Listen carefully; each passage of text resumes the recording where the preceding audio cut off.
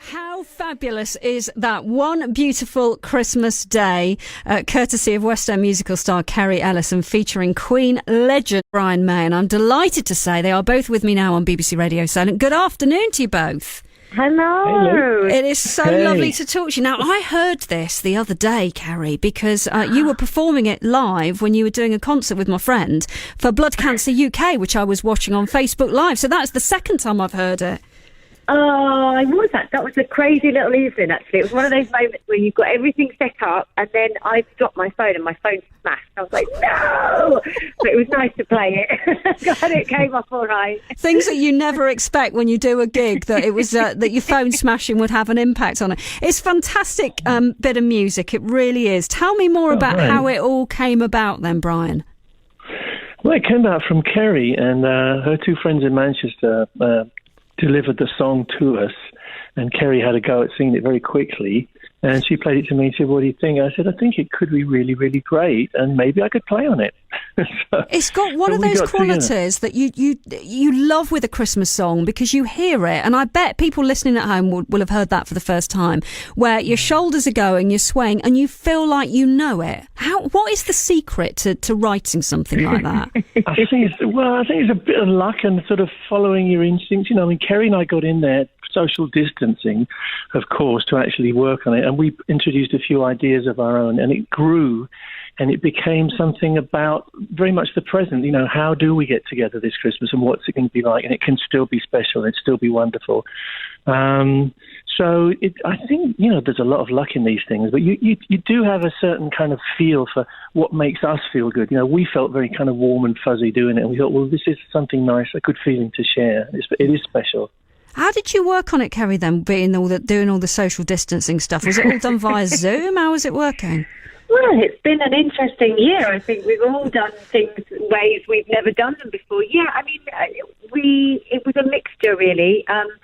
We recorded some of it before the lockdown, and then obviously as the restrictions were changing, we were in different rooms of the studio, making sure we were kind of not many people around, in one door out the other. And obviously the video, we recorded a lot of it on our phones. So it kind of summed up our year, really, of everybody doing things in a way that was accessible to them. And, you know, like the other night, being online and singing things on Zoom, and Brian and I can't be in the same room to play together, so he kind of send his little or his version over to me on a computer so I can kind of hold it up and sing along to it. You know, you find ways. And I think that's been the magic of this year. You find a way to get around it and bring people joy and use what we do. We sing and we play and sharing those elements in a way that we can.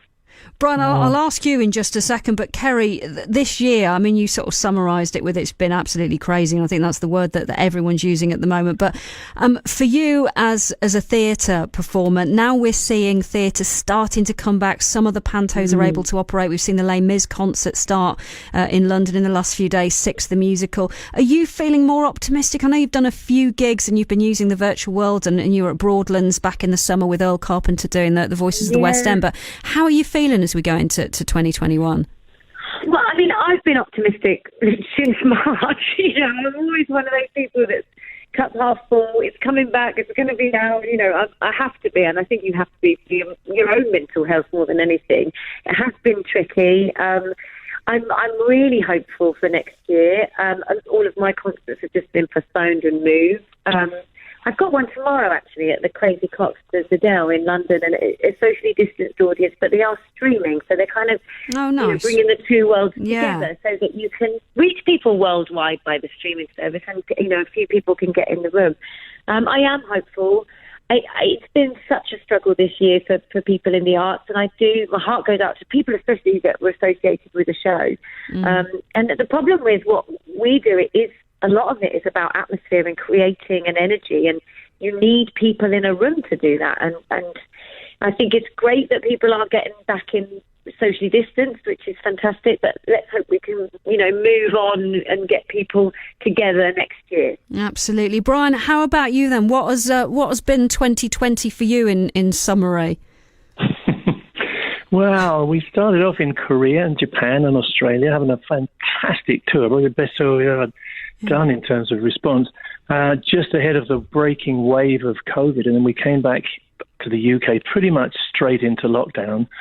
And then I had wonderful experiences of a heart attack and all sorts of other medical emergencies, but I seem to be still alive. And what I've done is, I mean, like Kerry, I think, you just get on with it. You think, well, I can't do that, so I can do this. And we kind of got ourselves together and we put stuff up online. I played some little micro concerts on Instagram. Saw some of those, yeah. Yeah, we had thanks. Yeah, we had fun, and I found that people wanted to play along with the stuff that I put out, so that became a thing. So I think it's not all been bad. It's like, I suppose people say if people give you lemons, you got to make lemonade. Yeah, that's so true. I feel quite proud of the way a lot of people have managed to make some joy, and that's what led us to this Christmas record. Really, we just thought, we have to put some joy out there, and we feel it. We feel optimistic. And this is what we do after all. It's no use sitting around saying, I wish I could do this. We make music, so whatever happens, we'll find a way to make music. And for 2021, have you got dates back in the diary now? It's all back in, yeah. The Queen and Adam Lambert dates are back in for May and June in the O2 in London, and some up north as well, and the whole of Europe. But, of course, it's fingers crossed. We don't know what the situation is going to be like. We don't know how many people we're going to be allowed to put in there. So it's very much in the balance.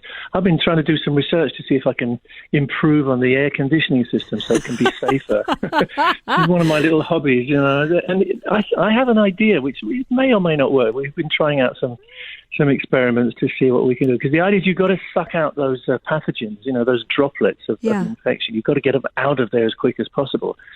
So that's what I'm working on. But hopefully, if the vaccines work, then we'll be okay. Who knows? With work like that, Brian, you're going to be standing next to the Prime Minister at one of these press conferences before long, aren't you?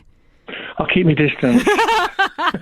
It's been an absolute pleasure to talk to you both. Thank you so much, and really, really good luck with the single. I absolutely love it, and we'll play it again here on BBC Radio Solent. Take care. Thank you. Bye-bye. Bye. God bless.